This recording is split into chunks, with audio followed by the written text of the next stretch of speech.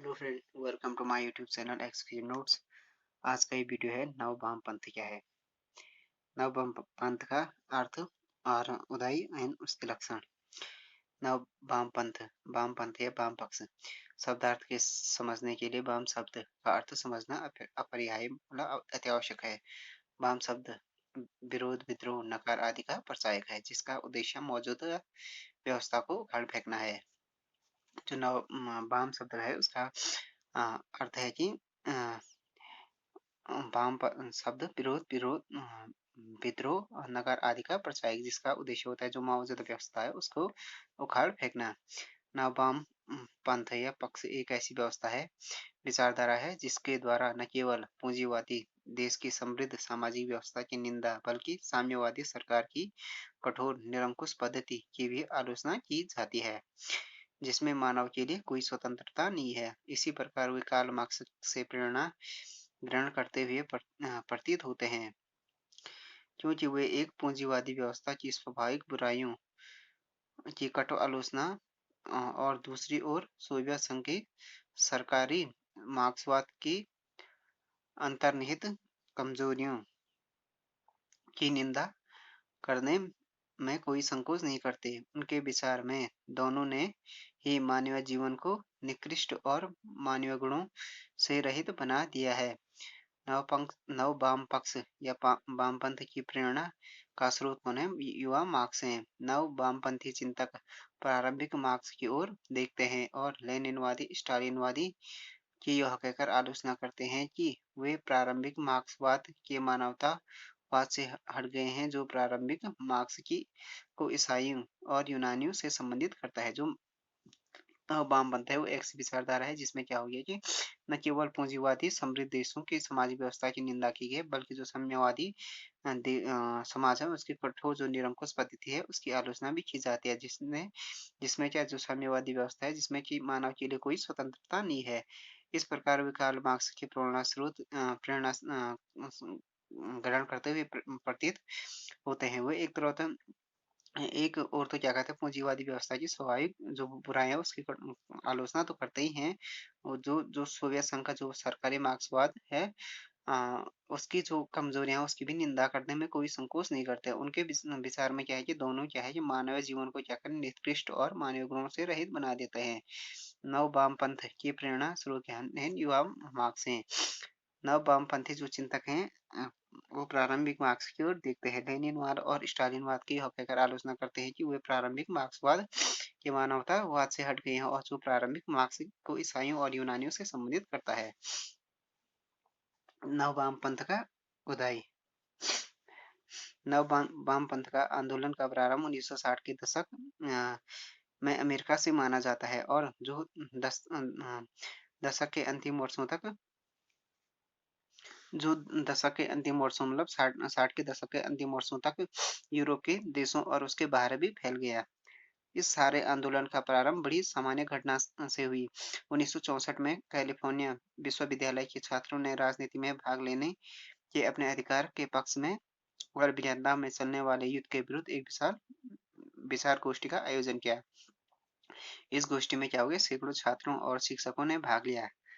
आंदोलन का यह रूप धीरे धीरे फ्रांस, जर्मनी, टोक्यो, मैड्रिड और वार्सा के अनेक विश्वविद्यालयों तक पहुंचा। तो ये जो वामपंथ है इसका उदय 1960 के दशक में अमेरिका से हुआ। तो ये क्या हुआ कि 60 के दशक के अंतिम वर्ष तक पूरे यूरोप और उसके बाहर ही फैल गया।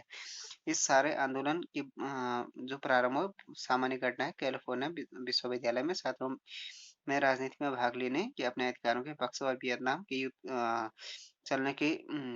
में चलने वाले युद्ध के विरुद्ध एक विशाल गोष्ठी का आयोजन किया। तो ये धीरे धीरे अनेक विश्वविद्यालयों में फैल गया। यह आंदोलन क्या था? बहुमुखी विरोध के फलस्वरूप जन्मा। स्टालिन की जातियों के विरुद्ध प्रतिरोध, सोवियत नेताओं के द्वारा दिए गए मार्क्सवाद के कट्टर और मशीनी रूप का विरोध, काम करने के केंद्रीकृत और अलोकतांत्रिक तरीकों का विरोध, अमानवतावादी अधिकारी तंत्र व तकनीकी यांत्रिक बुजुर्गों समाज का विरोध, साम्राज्यवादी शक्तियों द्वारा अपनाई गई आक्रामक विदेश नीति का विरोध के कारण ये नव वामपंथ का उदय हुआ। अब हो गया नव वामपंथ के लक्षण। फर्स्ट हो गया, फर्स्ट लक्षण है इसका पूंजीवादी लोकतंत्र एवं मार्क्सवादी साम्यवादी व्यवस्था पर प्रहार। यह विचारधारा सोवियत मार्क्सवाद का उतना ही कट्टरता से विरोध करती है जितना कि पूंजीवादी लोकतंत्र का। उसके अनुसार इन दोनों ही प्रणालियों में क्या है कि कतिपय अवांछनीय तत्व विकसित हो गए हैं। पूंजीवादी लोकतंत्र और सोवियत साम्यवादी व्यवस्था दोनों में ही नौकरशाही प्रवृत्तियां जो क्या हो गई बहुत प्रबल हो गई थी। दोनों ही व्यवस्थाओं में एक ऐसे प्रबंधकीय समूह के हाथों में सारी सत्ता केंद्रित हो गई थी जो उत्पादन के साधनों पर नियंत्रण करता था। तो हो गया कि पूंजीवादी लोकतंत्र और मार्क्सवादी समय व्यवस्था पर कड़ा प्रभाव के कारण कड़ा प्रहार किया नववाम पंथ ने। दूसरा हो गया युवा मार्क्स से प्रेरणा। जो नव वामपंथ की प्रेरणा का स्रोत कौन थे? युवा मार्क्स, जिसने अलगाववाद के समाजवादी सिद्धांत का प्रवर्तन किया। युवा मार्क्स की रचनाओं से स्पष्ट होता है कि उसकी सबसे दिलचस्पी व्यक्ति में थी और पूंजीवादी व्यवस्था में व्यक्ति की जो दुर्दशा हो गई थी उसने वह वास्तव में पीड़ित या दुखी था और समाजवादी व्यवस्था की स्थापना के प्रयत्नों में उसका प्रमुख लक्ष्य ये था कि व्यक्ति को किस प्रकार उसकी वर्तमान स्थिति से मुक्त किया जा सके और एक कल्याणकारी सामाजिक व्यवस्था में फिर से स्थापना किया जा सके। तो युवा मार्क्स से प्रेरणा थी नववाम पंथ के। उसका जो प्रेरणा स्रोत है युवा मार्क्स से, जिसने अलगाववाद समाजवादी सिद्धांत का प्रवर्तन किया। तो मार्क्स का ये था कि उसकी दिलचस्पी व्यक्ति में थी। पूंजीवादी व्यवस्था में जो व्यक्ति की दुर्दशा हो गई थी उसमें वास्तव में पीड़ित तथा दुखी था। समाजवादी व्यवस्था की स्थापना के प्रयत्नों से उसका प्रमुख लक्ष्य ये था कि व्यक्ति की वर्तमान स्थिति से किस प्रकार मुक्त किया जा सके और एक कल्याणकारी सामाजिक व्यवस्था की व्यवस्थापना फिर से की जा सके। मार्क्सवाद के सोवियत प्रतिमान का खंडन। नव वामपंथ मार्क्सवाद के सोवियत प्रतिमान का खंडन करता है जिसका मूर्त रूप स्टालिन वाद में देखने को मिलता है। रूस में समस्त शक्ति साम्यवादी दल के हाथों में केंद्रित कर दी गई थी। नव वामपंथ का स्पष्ट मत है कि लोकतंत्र और राजनीतिक दल साथ साथ नहीं रह सकते क्योंकि राजनीतिक दल स्वयं एक लोकतांत्रिक संगठन नहीं है। यह किसी भी प्रकार के राजनीतिक दल और किसी भी प्रकार के ऊपर लादे गए नेतृत्व के विरुद्ध था। उसकी सर्वोपरि आस्था व्यक्ति और व्यक्ति के स्वतंत्रता में थी। देन हो गया चौथा हो गया मानवीय मूल्यों के अनुरक्षण पर जोर। नव वामपंथ मानवीय मूल्यों के अनुरक्षण पर जोर देता है। वे मानव को साध्य मानते हैं और प्रचलित सामाजिक राजनीतिक एवं आर्थिक व्यवस्था को ऐसा रूप प्रदान करना चाहते हैं कि मानव मनुष्य की गरिमा एवं व्यक्ति की रक्षा हो सके। नव वामपंथ मानवता के पीड़ित एवं कुचले वर्ग के साथ तादात्म्य रखना चाहते हैं। पांचवा हो गया लक्षण स्वतंत्रता और लोकतंत्र के मूल्यों का अनुरक्षण। नव वामपंथ मानवीय और जीवन के उदारवादी मूल्यों पर जोर देते हैं। लोकतंत्र से उनका अर्थ ऐसे सहभागी लोकतंत्र से था जिसमें आप लोगों का सक्रिय सहयोग हो,